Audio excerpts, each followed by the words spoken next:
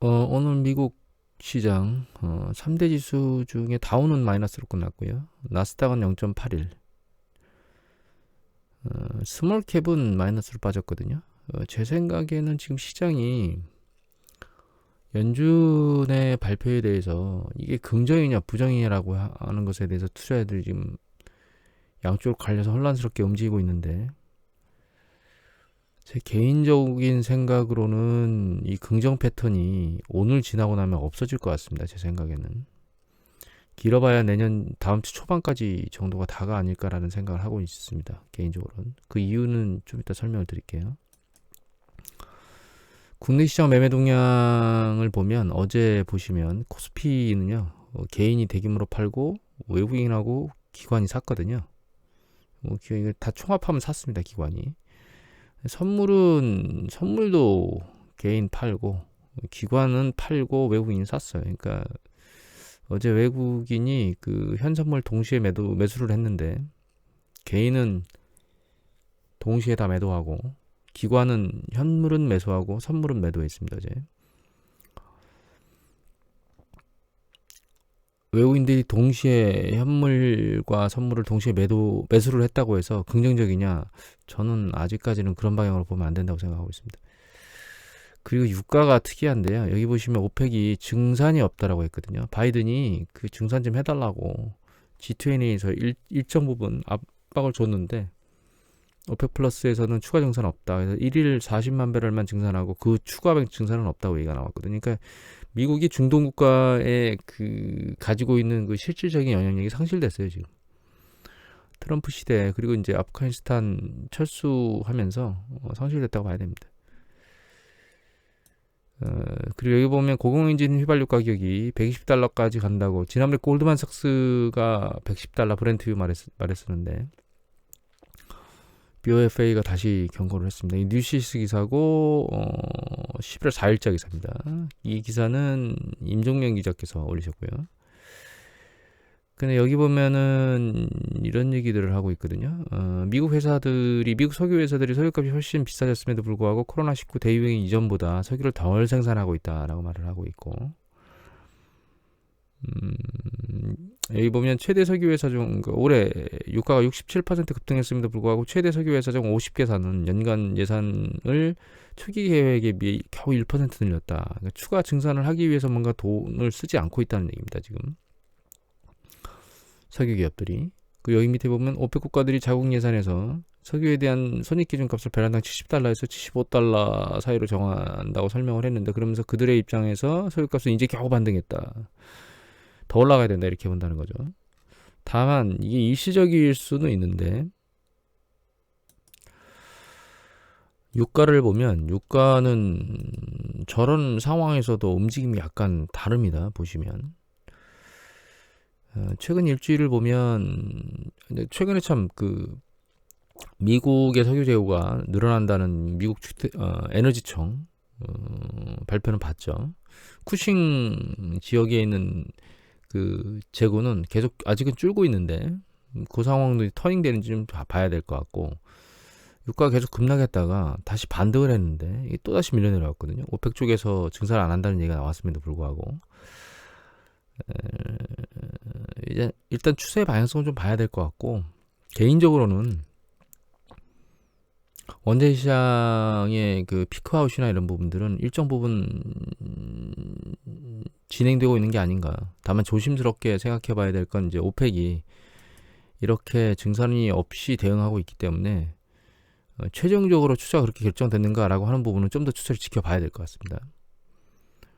다만 개인적으로는 피크아웃에 도달한 게 아닌가. 에너지하고 뭐 그 메탈 쪽이나 이런 쪽, 원자재 쪽에서 가격 상승이 막 전영에서 움직이고 있었죠. 그런 부분들은 피크아웃이 된 게 아닌가, 그런 생각을 하고 있습니다. 그리고 이게 어드바이저 퍼스펙티브에 나오는 미국의 GDP, 3분기 GDP 속보치거든요. 여기 안에 보면은 개인 소비 지출의 영역이 파란색이고, 이 빨간색이 보면 그 민간 투자거든요. 그래서 민간 투자하고 개인 소비 지출 두 가지가 GDP 성장을 이끌었는데, 민간 소비 영역이 뚝 떨어졌어요, 사실은. 밑에 보면은 이게 민간 소비 영역이 GDP에 차지하는 비중이거든요. 과거 69%를 조금 넘는 수준이 맥스치였는데 지금 70을 넘어가 있습니다. 지금 사실은. 근데 이게 코로나 팬데믹 이후에 미국이 제 기억으로는 작년 같은 경우 12월 달도 집행했고 올해 1월 그다음에 올해 3월 이렇게 집행했나 보네요. 그래서 그 집행 비용이 상당히 많이 GDP 지출을 끌어올리면서 GDP 비중이 올라갔거든요. 향후에도 이렇게 폭발적으로 GDP를 끌어올릴 수 있을 만큼의 그 지출이 있겠느냐라고 하는 부분에 대해서는 좀 생각을 좀 해봐야 될 것 같습니다. 확신이 없어요. 그렇게 갈 거라고 하는. 물론 컨퍼런스 보드에 있는 소비자 심리 지수가 좀 올라간 부분이 있긴 하지만 다른 쪽 심리 지수를 종합적으로 보면 꼭 그렇게 긍정적으로만 볼 수는 없다. 소비자 심리를 이렇게 볼 수도 있고, 또 하나는 인플레이션 기대 인플레이션을 계속 보여드렸죠. 그런 부분들을 보면 기대 인플레이션이 낮아지고 있지 않다는 점도 좀 연준의 정책에 속도에 대해서 좀 생각을 해봐야 될 문제가 아닌가라는 생각을 합니다. 그리고 이제 이게 한국형 글로벌 마켓의 김현석의 월스트리트 나우 11월 4일자거든요. 10월에 FOMC가 비둘기적으로 받아들여야 되느냐, 매파적으로 받아들여야 되느냐 이런 얘기들을 하고 있는데, 이제 밑에 가보면 뭐 여러 가지 그 문구에 대해서 해설을 하셨습니다. 잘 해설을 해주셨고요. 궁금하시면 한번 보시면 됩니다. 여기 글로벌 마켓 가셔가지고 다 읽어보세요. 근데 중요한 거는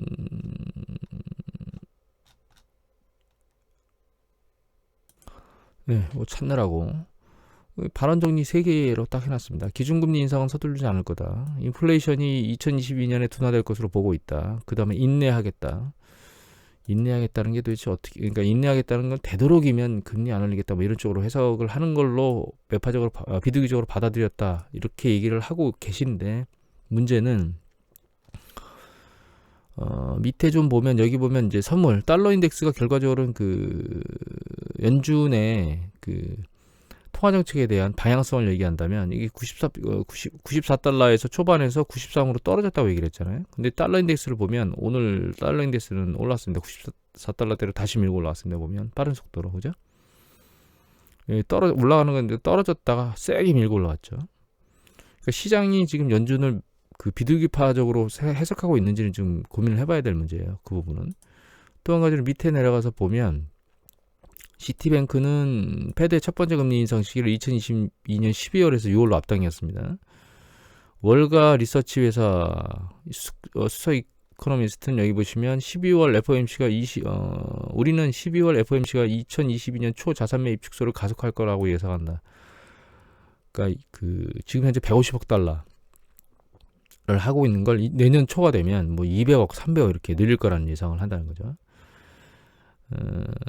그 다음에 여기 금리 전략가 같은 경우에는 이분의 말씀이 그러니까 시장을 꿰뚫는 것 같아요. 보시면 시장이 강세장을 이어갈 수 있는 시나리오는, 그러니까 계속 주식시장이 쭉 강세장으로 타고 올라가려면 패드가 금리를 빨리 올려 물가가 잡히면서 기준금리 인상 사이클을 짧게 끝내는 것이다. 여기서 이해를 하셔야 될 게, 패드가 빨리 금리를 올리면 주식시장이 그냥 안정화되면서 바로 튀겠느냐, 그게 아니고 빨리 금리를 올려서 물가를 잡으면 기준금리 인상 사이클이 짧게 끝난다. 요 기준금리 인상하는 과정 중에 주식시장이 막 흔들리는 그런 요건들이 빨리 끝나가지고 그 뒤로는 이제 추세를 타고 쭉 올라가게. 그러니까 변동성을 끝내고 빨리 올라가는 게 낫다. 이렇게 설명한다고 이해를 하시면 됩니다.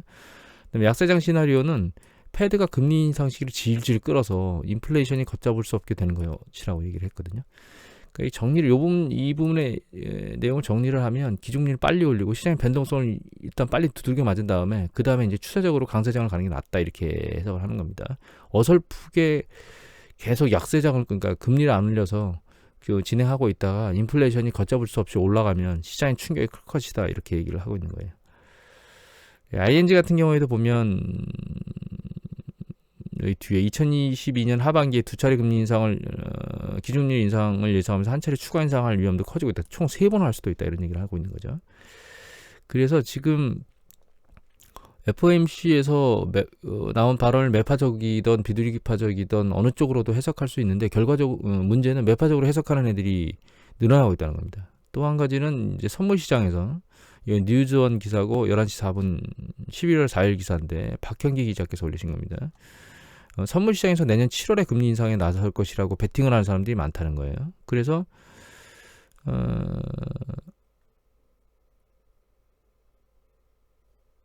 여기 보면 FOMC 회의 전에 전 금리 선물은 내년 여름까지 금리 인상 가능성이 약 75%라고 봤는데 연준 선명 이후의 가능성을 100%까지 올렸습니다.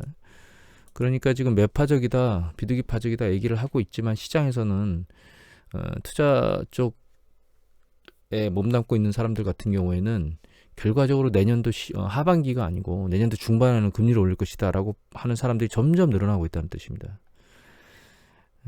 이게 시장에 영향을 미치지 않을까라는 생각을 저는 안 할 수가 없습니다. 그래서 지금 어제도 시장이 올랐고 오늘도 시장이 올랐는데 이 시장이 오른 거는 일시적인 현상인 거라고 해석을 하고 있습니다. 지금까지는. 그리고 또 한 가지 봐야 될 게요. 이건데 고용 얘기를 했잖아요. 제롬 파월 연준장이 고용을 좀 지켜봐야 된다 이렇게 얘기를 했는데 지금 최근에 발표된 걸 보면 이게 이제 민간 부분 고용 변화죠. 그래서 예측치보다 40만 건보다 이제 높게 나왔고 신규 실업상 청구 건수는 추세적으로 계속 내려가고 있습니다. 이게 20만, 그러니까 연기 확장 국면에 들어갔을 때 얘가 20만 초반대 전후로 신규 실업상 청구 건수가 나오거든요. 26만 9천 건은 계속 추세적으로 20만 초반대로 계속 내려가고 있어요. 그리고 이거는 비농업 부분 고용 변화거든요.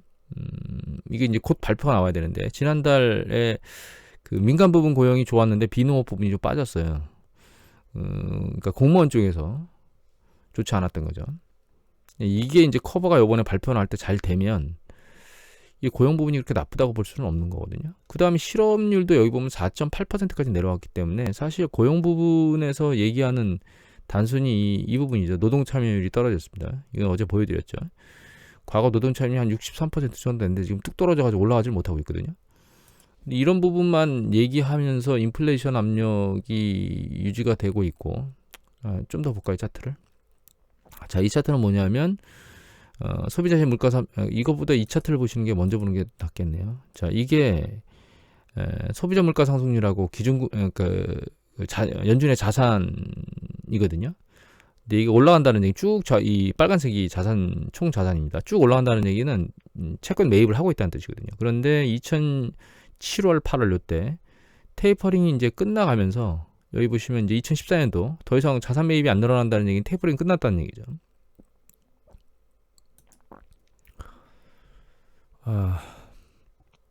테이퍼링이 끝났다. 죄송합니다. 사례가 들어가지고 테이퍼링이 끝났다 이런 표현보다는 자산 매입이 완전히 끝난 거죠. 옆으로 쭉 서서 움직이고 있으니까. 그 시기에 2015년도 12월 달에 그러니까 요때입니다. 요때쯤에 요때 기준금리를 올렸거든요. 근데 이때 자산 매입 규모가 끝나고 나서 추가로 바로 금리를 올리지 않아도 됐었던 이유는 여기 보시면 파란색의 CPI 지수가 밑으로 급락했죠. 그래서 마이너스까지 떨어졌어요. 그러니까 물가 상승 압력이 상당히 낮아지면서 오히려 디플레이션이나 저인플레이션 얘기들을 했어야 되는 시기이기 때문에 연준이 금리를 빨리 올리지 않았어도 됩니다, 사실은. 그런데 지금은 달라요. 지금 여기거든요. 지금 여기인데 잘 보시면 이게 이제 결과적으로는 이것처럼 올라오다가 멈추겠죠. 예. 테이퍼링 끝나면 자산 매입 구조 끝나는데 그 상황에 이게 물가가 내려가면서 안정화되는 게 아니고 지금 물가가 높은 상황에서 이게 빠른 속도로 내려오지 않을 거라고 예측되고 있기 때문에 연준에서 기준금리 인상을 안 하고 버티겠다? 제 생각에는 그렇게 과거 글로벌 금리 때하고 상황이 전혀 다르거든요. 지금 움직임이. 또 한 가지 이 차트인데 잠시만요. 글자가 보여가지고 글자를 지우느라고. 잘 보시면 여기 요원저리가 이제 추구 전략이 끝난 시기고요. 요원저리에서 기준금리를 한 거거든요. 근데 요원저리 이 시기의 상황하고 지금 현재 상황을 비교해 보면 지금은 기준금리를 안 올려야 될 이유가 하나도 없는 상황입니다. 지금 사실은 실업률도 상당히 내려왔고 이때 실업률 5.1% 지금 4.8%거든요. 그리고 일자리 숫자도 훨씬 더 많죠. 그 다음에 고용 수치도 여기서 최근 내려오긴 했지만 고용 수치도 이 시기보다는 훨씬 더 나은 상황입니다. 2.5 나은 상황이고 물가 상승률은 뭐 이루 말할 수가 없는 상황이거든요. 이런 상황에서 연준이 내년도 12월 달에 금리를 인상할 거라고 예측한다? 제 생각에는 선물 시장이나 이런 쪽에서 베팅을 하려고 하는 이런 의미가 결과적으로는 이 지표상으로 봐도 올바른 판단이 아닌가 이런 생각을 하게 되고, 대부분 그러니까 점점 해석을 매파적으로 그러니까 움직이도록 만드는 그런 추세로 가지 않을까, 그렇게 현재 생각을 하고 있습니다. 그래서 지금 미국 장이 좀 오르고 있긴 한데, 이게 추세적으로 장을 밀어올리는 것이냐라고 하는 부분에 대해서는 지금은 약간 의구심을 가지고 있습니다.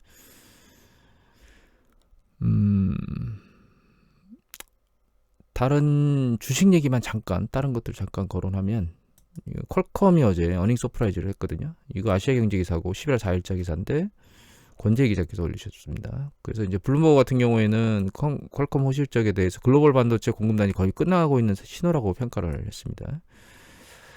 그리고 퀄컴에서는 이제 반도체 그러니까 영업이익이 잘 나온 이유가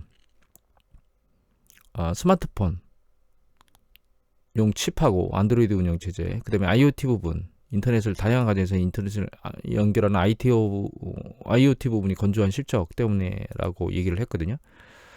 이제 지난번에도 잠깐 말씀드렸지만 그 반도체를 대체할 수 있는 수요는 현재 존재하지 않잖아요. 문제는 이제 반도체 수요와 관련해서 반도체를 쓰지 않으면 안 되는 상황으로 계속 가고 있고, 그거는 뭐 비메모리, 메모리 반도체 다 마찬가지고요. 그리고 이제 삼성전자가 DDR5 쪽으로 이제 OS 쪽에서 받아주는 데이터 메모리를, 메모리 반도체를 받아주는 그런 쪽으로 이제 흐름을 넘기고, 이런 것들을 생각해 보면 삼성전자의 움직임이 지금 주가가 뭐 올라갈 것이다, 이렇게 필라델피아 반도체는 올라가고 있는데 이렇게 따라 올라갈 것이다라고 하는 예측을 하기보다는 중장기적인 관점에서 놓고 보면 삼성전자는 그렇게 나쁜 관점으로만 쳐다보면 안 될 것이다 라고 하는 부분을 말씀드리고 싶어서 이 기사는 뽑았습니다.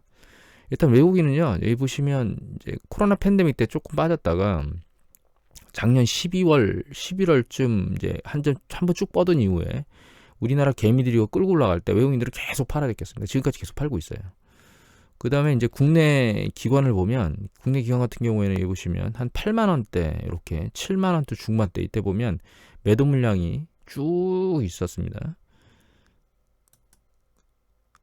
여기 보시면 여기도 7만원 중반대 막 있죠. 그럼 매도 물량이 쭉 쌓여 있죠. 계속 매도를 때리고 있잖아요. 그런데 최근 7만원 깨지고 6만원대 후반대로 넘어오면서 약간 패턴이 바뀌었습니다.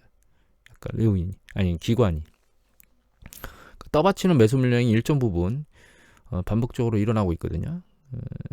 그래서 전체적으로는 6만원대 후반, 7만원대 정도가 1차 지금은 저점 바닥을 형성하려고 애를 쓰는 게 아닌가라고 보고 있고, 약간의 반도체 쪽에서 최악의 상황이라는 뉴스 보도가 계속 나오다가 무엇인가 약간 흐름이, 그러니까 기사 보도의 흐름이 약간씩 바뀌는 이것들을 보이고 있거든요. 외국인의 매도 흐름이 일단 좀 잡히는 상황이 보이면 그때가 아마 삼성전자가 최종 바닥을 찍는 게 아닐까, 그렇게 생각을 해야 될 것 같습니다. 아직은 외국인은 방향성이 매수 쪽으로 돌아섰다고 볼 수는 없습니다. 그리고 카카오 같은 경우에는 이제 대규모로 떨어진 것 중에 제가 카카오하고 NC소프트 두 개 보여드렸었잖아요. 카카오는 실적이 18년 만에 네이버를 눌렀답니다. 저는 사실 카카오를 상대적으로 그러니까 네이버보다 좋지 않은 쪽으로 평가하고 있었는데, 이런 흐름을 놓고 보면 속도가 굉장히 빠르거든요. 제 생각을 좀 바꿔야 될 때가 아닌가라는 생각을 조심스럽게 하고 있고, 카카오는 바닥을 치고 반등해서 바닥에서 이제 17% 정도 올라왔고요. 아직 고점에서는 한 24% 빠졌습니다. NC소프트 같은 경우에는 이제 리니지 W가 나왔는데 8개국에서 인기가 1위, 그래서 괜찮았다고 얘기가 나왔는데 아래로 급락했거든요. 물론 이제 장중에 좀 땡기면서 끝났는데, 그만큼 얘는 거의 지금도 반토막이 난 상황이거든요. 지금 주가로도. 조심스럽게 접근해야 될 대상이 아닌가라는 생각을 계속 하게 돼요.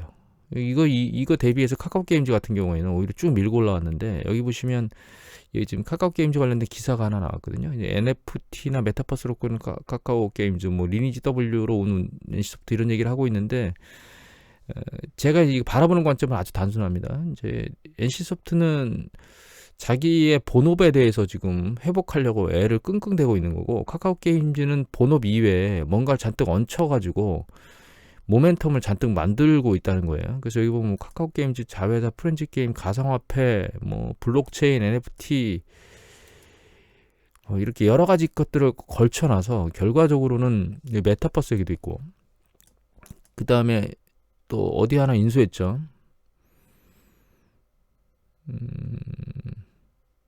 여기 오딘, 게임 오딘 개발사 라이온하트. 그래서 게임 유통사였던 카카오 게임즈가 이제 자체적으로 게임을 만들 수 있는 그런 형태의 회사를 이제 편입해가지고 여러 가지 이슈들을 얹혀서 움직이고 있기 때문에, 단기적인 움직임은 모르겠지만, 중장기적인 그 기업에 대한 어떤 연속성, 이런 부분들에서도 놓고 보면, 과거는 NC소프트 하면 대장주 게임에 그렇게 생각을 하고 했었는데, 그런 부분이 깨져가고 있는 게 아닌가, 이런 생각을 하게 됩니다. 주식과 관련된 얘기는 누차 말씀드리지만, 스스로의 판단에 의해서요, 스스로 결정하시고 스스로가 책임을 떠안으셔야 되기 때문에 단순히 참고사항으로만 쓰셔야 됩니다. 종합적으로 정리를 하면, 일단 FOMC가 발언한 것이 반드시 비둘기적인 발언이냐라고 하는 부분에 대해서는 전 아닌 것 같다 라고 생각을 하고 있고, 그런 어떤 시장의 움직임, 이렇게 긍정적으로 움직이는 시장의 움직임은 일시적인 것 같습니다. 제가 보기에는 좀 더 지켜봐야 정확한 흐름이 나오겠지만, 제 생각엔 일시적인 것의 흐름이 아닌가, 이렇게 생각을 하고 있습니다. 오늘 이것을 마치도록 하겠습니다.